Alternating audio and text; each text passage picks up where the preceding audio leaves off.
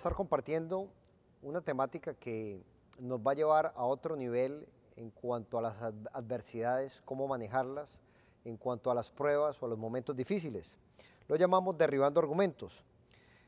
Con las armas de Dios estamos llamados a derribar todo tipo de fortaleza, así como lo oye. Con las armas espirituales que Dios nos da a través de su palabra, a través de su Santo Espíritu, podemos derribar cualquier adversidad que se levante en contra de la voluntad que Dios quiere que hagamos. Y quiero que sepan que en la batalla que peleamos tiene mucho que ver la manera como nosotros pensamos. En la batalla del día a día, en la batalla espiritual, en la batalla que usted esté peleando, lo que va a contar a la final es cómo está tu pensamiento, cómo está tu forma de pensar. Por lo que debemos llevar todo pensamiento cautivo a la obediencia de Cristo Jesús. O sea, las batallas realmente las vamos a tener y todos. Y a veces hay batallas que no hemos programado o que no están dentro de la agenda, pero que van a venir en la vida del cristiano. Por eso es que necesitamos estar preparados. Y una de las formas de prepararnos es entendiendo de que la real respuesta o la verdadera respuesta estará a través de la forma de pensar acerca del problema, acerca de la circunstancia o acerca de la adversidad. Quien tiene pensamientos obedientes, sencillo, tiene la batalla ganada. Porque si tu mente está pensando en las promesas, en la palabra de Dios, y estamos siendo obedientes a esa promesa, a esa palabra de Dios, sencillamente el enemigo no tiene nada que hacer. Pero por el contrario, si tú en la mente tienes una lucha más fuerte que la batalla tal vez externa, y estás temeroso, amedrentado, miedoso, con duda, con inquietudes, ten la plena seguridad que lo mejor es que no salgas a la batalla. ¿Por qué? Porque todavía no estás preparado. Necesitas derribar todo tipo de argumento. Por eso quiero compartir en este momento que tu mente, tu corazón y tu boca deben estar llenos de la palabra, pero no de la palabra de argumentación, de queja, de crítica, de lamento. Cuando digo de la palabra es de la palabra de Dios, porque ella es la que me da el sustento, la fortaleza, es la verdad que me hace libre para creer en lo que Dios sí es capaz de hacer. Así que la mente, el corazón, la boca deben estar siempre llenos de la palabra, pues es la palabra, la espada, de acuerdo a la Biblia, del Espíritu de Dios. ¿Para qué? Para que ganemos cada batalla. Ahora quiero hacerle una pregunta. ¿De dónde es que se levantan los argumentos en tu mente, en tu pensamiento? ¿De dónde es que se levantan las actitudes altivas o las incredulidades o las dudas para no ganar cada batalla que se nos presenta en la vida? Vamos a una historia que tal vez ustedes conocen, pero que quiero que recordemos ahora mismo. Está en 2 Corintios 10, del 3 al 5. Y Pablo está hablando de que todos militamos, pero debemos mirar de qué manera vamos a militar. Dice así: pues aunque andamos en la carne, no militamos según la carne, porque las armas de nuestra milicia no son carnales, tome nota, sino poderosas en Dios para la destrucción de fortalezas, derribando argumentos y toda altivez que se levanta contra el conocimiento de Dios y llevando cautivo todo pensamiento a la obediencia a Cristo. Vamos a fraccionar esta porción de la Biblia donde Pablo habla claramente dónde es que se levanta este asunto. Entonces los argumentos primero están ¿dónde? En la mente. Dice ahí claramente, porque aunque andamos en la carne, no militamos según la carne, porque las armas de nuestra milicia no son carnales, sino poderosas para la destrucción de fortalezas. O sea, derribando argumentos. Esas fortalezas arrancan, ¿por qué? Por los argumentos. ¿Y dónde están los argumentos? En tu mente. Es cuando empezamos a hallarle lógica o a tratar de esquematizar o cuadricular el mover de Dios en tu vida en medio de una dificultad o en medio de un problema. ¿Dónde cree que han estado siempre los argumentos, la altivez y las fortalezas? ¿Crees que están dentro del mundo o crees que están en tu mente? La respuesta es, están en nuestra mente. En el mundo están las pruebas, las tentaciones, pero los argumentos, la altivez y toda arrogancia que vaya en contra de la palabra de Dios por falta de fe, estarán siempre en tu manera de pensar. Así que los argumentos siempre van a estar en la mente.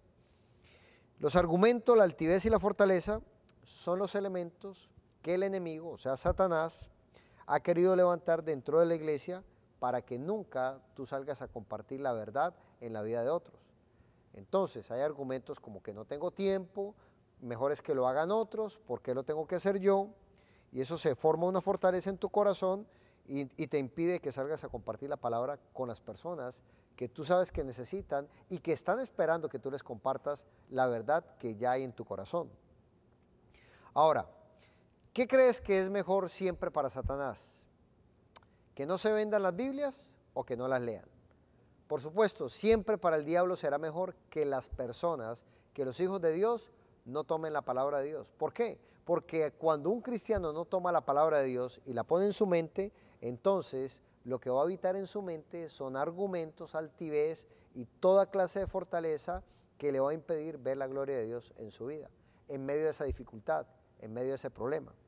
Pero aquí viene la historia de la que yo quiero que ustedes se conecten y que tomen una identidad, porque creo que esta historia nos da una profunda enseñanza de cómo sí se pueden derribar todo tipo de argumento, todo tipo de fortalezas, todo tipo de ataque, sí lo podemos lograr en el nombre de Jesús.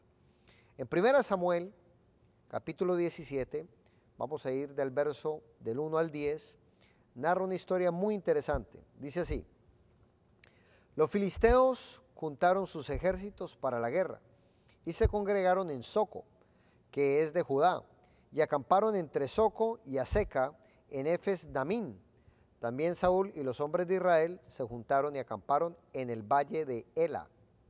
Y se pusieron en orden de batalla contra los filisteos, y los filisteos estaban sobre un monte a un lado, e Israel estaba sobre otro monte al otro lado, y el valle entre ellos. Y salió entonces del campamento de los filisteos un paladín llamado Goliat, oriundo de Gat, que medía 6 codos y un palmo de altura. Llevaba un casco de bronce en su cabeza y vestía una coraza de malla, y la coraza pesaba 5.000 siclos de bronce. Tome nota, ahí habla de un valle, el valle de Ela. La traducción de lo que representa este valle de Ela es hombre fuerte. Así que los ejércitos, tanto los filisteos como los de Israel, estaban divididos por un valle, estaban en el valle de Ela, del hombre fuerte. Eso significa que Israel se preparaba para luchar contra sus enemigos, o sea, los filisteos, en el valle del hombre fuerte. El pasaje habla del filisteo Goliat, muy famoso, pero la verdad Goliat se hizo famoso no por ser Goliat, sino por lo que David, un pastor de baja estatura comparada con la de él, lo hizo famoso en la manera como lo derribó. Así que el pasaje habla de este filisteo Goliat, habla de que era un hombre de casi 3 metros de alto, una constitución fuerte, que portaba una espada y tenía un escudero. O sea, era un hombre llamado a la guerra, era un hombre gigante, era un hombre tal vez deforme, que no tenía medidas usuales. Y tal vez esto estaba generando un temor en medio del pueblo de Israel. De hecho, que lo estaba logrando. Así que este gigante llegó a imponer las normas de la guerra. O sea, mire cómo lo declara él, en el verso 8. Y se paró y dio voces a los escuadrones de Israel diciéndoles: ¿para qué os habéis puesto en orden de batalla? ¿No soy yo el filisteo y vosotros los siervos de Saúl? Escoged de entre vosotros un hombre que venga contra mí. Si él pudiere pelear conmigo y me venciere, nosotros seremos vuestros siervos. Y si yo pudiere más que él y lo venciere, vosotros seréis nuestros siervos y nos serviréis. Y añadió el filisteo: hoy yo he desafiado el campamento de Israel, dadme un hombre que pelee conmigo. Yo hago una pregunta: ¿quién era Goliat? Para empezar, Goliat era insignificante desde la perspectiva y desde la óptica de Dios. Primero, era enemigo del pueblo de Dios. De entrada, no tenía solamente un problema Goliat con el pueblo escogido de Dios, sino que tenía un problema directamente con Dios. O sea, desde el momento en que este gigante se levantó, tenía todas las de perder. Se estaba metiendo con el pueblo amado de Dios. Pero piense por un momento que este hombre, este gigante, este enemigo del pueblo de Israel, de alguna manera puso sus propias reglas para la pelea. ¿Quién le dio esa autoridad a Goliat? ¿Quién le dio la autoridad a Goliat de decidir de cómo condicionar una batalla y cómo amedrentar a todo un ejército? Lo complicado de esto es que no solamente lo hizo, sino que el pueblo de Israel lo creyó. Y dejaron que un solo soldado del ejército enemigo colocara las condiciones de la guerra. Me llama tremendamente la atención. Yo me pregunto por qué permitieron que Goliat cambiara las reglas de la guerra. O sea, ¿quién era Goliat? Y a la verdad, cuando uno mira, Israel aceptó seguir el juego de Goliat y se dejó asustar. ¿Por qué un ejército entero como el ejército de Israel decidió como una nación completa sujetarse a la voluntad de un hombre? Mire cómo ocurre esto. Y aún lo hizo durante 40 días y hasta 5 veces diarias y el pueblo no hizo nada. Mi pregunta es, ¿cuántas veces se levanta un Goliat entendiendo que tú eres un hijo de Dios, entendiendo todo lo que Él ha hecho por ti, entendiendo el sacrificio de la cruz, entendiendo que nos envió a su Espíritu Santo para darnos poder? Y viene un problema llamado Goliat, una circunstancia a la que podemos mirar como un Goliat y nos cambia todos los principios, nos cambia todas nuestras creencias, nos cambia todas nuestras verdades y terminamos que completamente asustados y amedrentados. ¿Tú crees que eso es correcto en tu vida? ¿Tú crees que está bien que como hijos de Dios permitamos que una persona con un comentario, con una actitud, con un argumento vaya a cambiar toda la bendición de que Dios te haya escogido para tu vida? Yo no lo creo. Yo creo que si hay algo que necesitamos estar claros en este tiempo es acerca de lo que Dios ha dicho de nosotros, de lo que es, de lo que va a ser y de las promesas que Él declaró para bendecirnos. Es increíble cómo muchos cristianos se dejan amedrentar cuando se levanta un Goliat. Pero vamos a seguir resolviendo este problema. ¿Qué hizo David? David no puso su mirada en el gigante, sino que puso la mirada en la recompensa. Cuando David entra en acción y se da cuenta de lo que está ocurriendo, David, ¿qué hace? David no se pone a mirar las palabras del paladín, del gigante.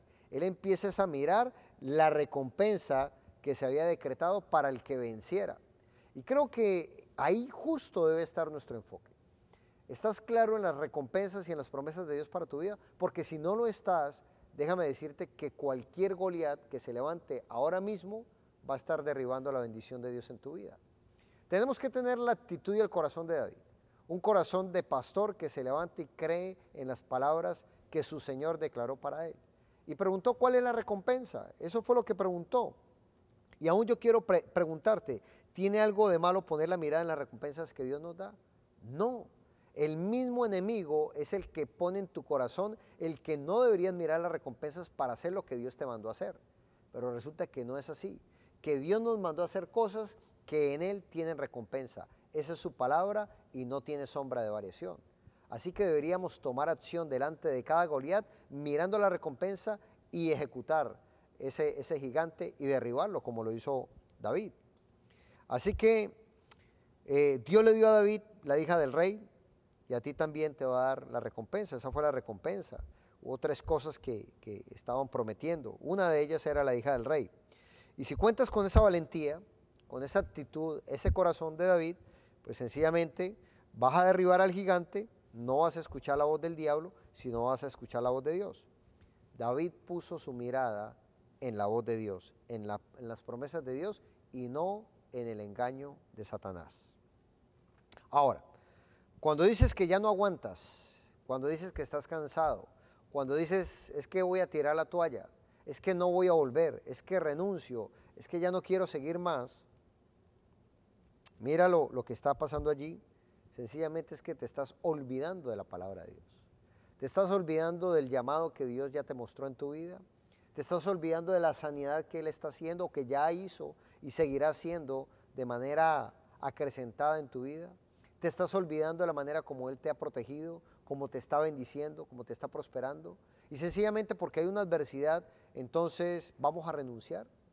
Mire, si fuera así la actitud, aún en los matrimonios, todos estaríamos divorciados y separados y no existiría el concepto del matrimonio o de la vida de pareja. ¿Por qué?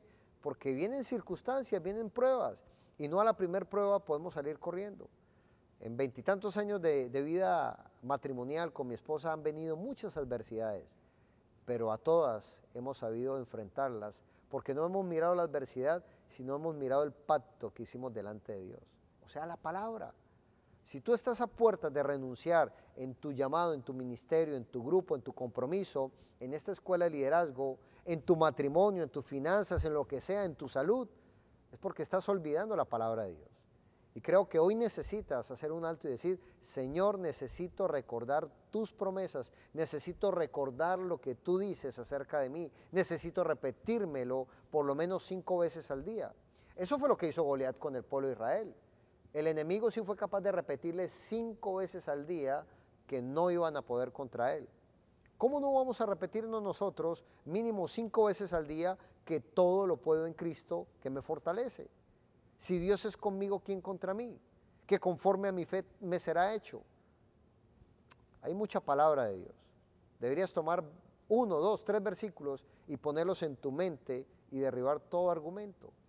Eso es lo que el Señor nos enseña. Ahora, la Biblia dice que de la abundancia del corazón habla la boca. Y a veces tu problema no es la boca, sino lo que hay en tu corazón. Porque la boca finalmente expresa lo que hay aquí adentro. Entonces mi pregunta es, ¿qué hay allí adentro de tu corazón? ¿Hay palabra de verdad o hay voces, empezando por la tuya? Porque tú mismo te puedes estar hablando de manera negativa, tú mismo te puedes estar desanimando, tú mismo te puedes estar diciendo, no, pobrecito yo, es que ya no puedo y nadie me pone cuidado, nadie me atiende. Tal vez son tus voces, tal vez las voces de lo que dijo alguien. Alguien te criticó y ya te asustaste. Pero tranquilo, eso le pasa hasta a los siervos más comprometidos, como el caso de Elías. Una mujer manda un mensaje y dice que iba a hacer con él, ella dice que iba a hacer con él lo mismo que él había hecho con todos esos profetas que les había quitado la vida. ¿Y qué hace? Sale huyendo porque le dio pánico la voz de esa mujer. Entonces, de alguna manera, tal vez estás asustado por tu propia voz, por la voz de alguien, o tal vez por las voces de las circunstancias. El asunto es qué tienes en tu corazón, porque cuando un hijo de Dios tiene palabra de Dios en su corazón, la única voz que podemos escuchar es la voz de Dios, y la única voz que vamos a hablar es la de la palabra de Dios. Lo único que va a salir por acá es palabra de promesa de Dios, porque eso es lo que tengo alimentado en mi corazón. Lo deberíamos alimentar constantemente con la palabra de Dios. Ahora bien, sigamos con la historia. Verso 37. Continúa diciendo, dice, añadió David, Jehová me ha liberado de las garras del león y de las garras del oso. Él también me librará de la mano de este incircunciso. Y dijo Saúl a David, ve y Jehová esté contigo. Mire cómo lo mira David. Mire con qué ojos mira David a Goliat. No lo mira como un gigante, no lo mira como un hombre de guerra, lo mira como un incircunciso. O sea, lo mira como alguien que no tiene nada que ver con el pueblo de Dios. O sea, lo está mirando realmente de una forma real a la óptica espiritual de Dios, de acuerdo a lo que sucedía en ese momento. O sea, David venía con un corazón lleno de la palabra de Dios. Si Dios ha sido capaz de librarme de los leones, de los osos, ¿cómo no lo va a hacer con este pobre ser humano? Entonces mira lo que es tener claridad de quién eres tú y de qué promesas Dios ha hecho acerca de ti. Más adelante en el verso 41 dice así, y el filisteo venía andando y acercándose a David y a su escudero delante de él. Y cuando el filisteo miró y vio a David, le tuvo en poco, porque era muchacho y rubio y de hermoso parecer. Y dijo el filisteo a David, ¿soy yo perro para que vengas a mí con palos? Y maldijo a David por sus dioses. Dijo luego el filisteo a David, ven a mí y daré tu carne a las aves del cielo y a las bestias del campo. Entonces dijo David al filisteo, tú vienes a mí con espada y con lanza y con jabalina, mas yo vengo a ti en el nombre de Jehová de los ejércitos, el Dios de los escuadrones de Israel, a quien tú has provocado. Jehová te entregará hoy en mi mano, y yo te venceré, y te cortaré la cabeza, y daré hoy los cuerpos de los filisteos a las aves del cielo y a las bestias de la tierra. Y toda la tierra sabrá que hay Dios en Israel, y sabrá toda esta congregación que Jehová nos salva con espada y con lanza, porque de Jehová la batalla, y Él los entregará en nuestras manos. Mire la actitud de un hombre que confía en su Señor, una actitud de ganador.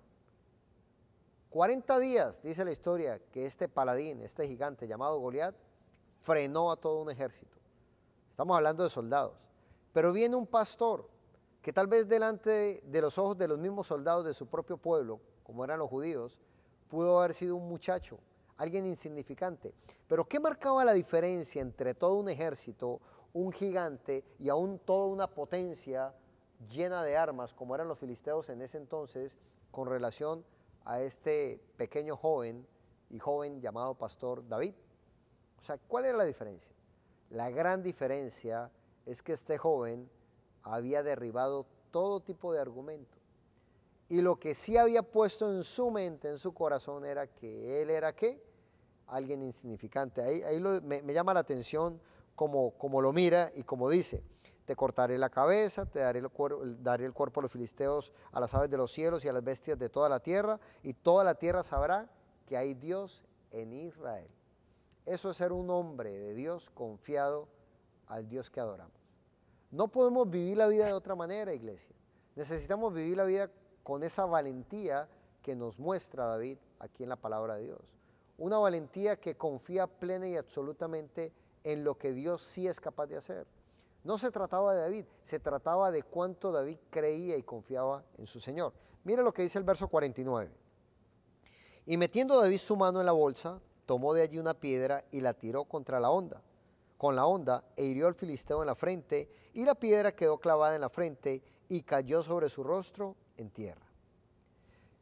Creo que a veces nos hemos dejado acobardar por situaciones difíciles.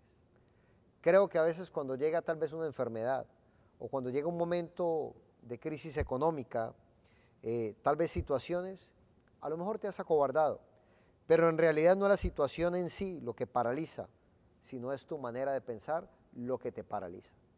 Porque circunstancias todos vamos a tener. O sea, aquí mientras vivamos en la tierra vamos a tener aflicción, lo dijo el Señor. En el mundo tendréis aflicción. Mire que el Señor fue honesto. No nos vendió un evangelio de ilusiones, un evangelio real con una verdad poderosa. Porque también dijo, pero tranquilo, yo he vencido al mundo. Entonces, el asunto no son las circunstancias cualquiera que sean. Pueden ser del tamaño de Goliat o pueden ser pequeñas. Cualquiera que sea el tamaño, pero si tus pensamientos no los has llevado cautivos a la presencia de Dios, cualquier problema te va a espantar. Cualquier circunstancia te va a hacer acobardar y lo primero que vas a querer hacer es tirar la toalla o renunciar, o divorciarte, o irte, o separarte, o salirte, o ya no hacer más lo que sabes que Dios te mandó a hacer. Así que el diablo no conoce la misericordia y no has recibido muchas bendiciones porque no has aprendido a escuchar la voz de Dios. El enemigo clava a veces en la mente de la persona y termina dominándote completamente con esos pensamientos negativos. ¿Por qué? Porque el diablo no es misericordioso. Pero por el contrario, usted está llamado ¿a qué? A derribarlo a él. Es un gigante derribado. Es más, está sobre nuestros pies, o sea, debajo de nuestros pies. Nuestros pies están sobre él. Y yo pregunto entonces, ¿por qué te dejas del diablo? ¿Por qué te dejas amedrentar? ¿Por qué dejas que esas voces entren en tu mente? Mi pregunta es, ¿cuánta palabra tienes en tu mente para defenderte de las acechanzas del enemigo? Cuando vienen las dificultades, ¿tienes una porción de la palabra de Dios allí en tu corazón para expresarla y combatir todo esto? Otra pregunta sería, ¿cómo pelear la batalla que tienes contra ese enemigo o que el enemigo tiene contra ti si no tienes armas? La palabra de Dios es el arma poderosa que tenemos los cristianos, los hijos de Dios, los discípulos del Señor, para poder pelear todo tipo de batalla. Así que un dardo del enemigo, como lo fue el caso de Goliat, pudo anular a todo un ejército por 40 días. Pero tenemos un Dios que pelea las batallas por nosotros. Tenemos un Dios poderoso que con solo una palabra, en un momento, bien acertada, como lo hizo David con la piedra en la frente de Goliat, ¿qué hace? Derriba al gigante. Mire a uno significante, ¿por qué David le pegó la pedrada no en un ojo sino en la frente? Porque le derribó también a Goliat la forma de pensar. Y dice que el paladín, ¡pum!, cayó. Y mire lo que ocurre más adelante. Lo que ocurre más adelante es que todo el pueblo cobró ánimo por haber visto a un hombre como David con fe. Cuando tú te animas en la fe, cuando tú derribas los argumentos y la gente sabe que estuviste en esa circunstancia, la gente ve que estuviste en ese problema, pero te vieron actuar en fe y te levantaste con autoridad, dijiste la palabra, la creíste y caminaste conforme a ella y venciste, ¿sabe qué va a suceder? Que todos los cobardes que estaban al lado tuyo van a cobrar ánimo pronto y van a ir detrás del botín, detrás del resto del ejército. Así termina la historia. La Biblia dice que el pueblo cobró ánimo, se levantaron en contra de los filisteos, los alcanzaron hasta exterminarlos y recogieron todo el botín que antes eran los filisteos. Así que el derribar argumentos va a levantar aún ánimo en la vida de otras personas. No es el tamaño del problema, es la calidad de la palabra que tú sabes y que crees en tu corazón. No es el tamaño del demonio, es la calidad de tus palabras las que afectarán tus pensamientos. Es la palabra del diablo contra la palabra de Dios. Y por supuesto, la palabra de Dios ha ganado y ha vencido. Quiero que vayamos a la conclusión porque creo que esto nos ha confrontado a todos. Primero, tu mente, tu corazón y tu boca a partir de hoy deben estar llenos de la palabra de Dios. Esa es la forma de alimentarnos. Si tú no tomas tu mente, tu corazón y tu boca y la llenas de la palabra de Dios, vas a ser un cristiano expuesto a una guerra sin armas. Esa palabra de Dios es la espada del Espíritu, la cual Dios nos dejó para derribar todos los gigantes de nuestras vidas. No hay gigante que no pueda ser derribado por la palabra de Dios. Está escrito que en Dios vamos a hacer proezas, porque mayor es el que está en nosotros que el que está en el mundo.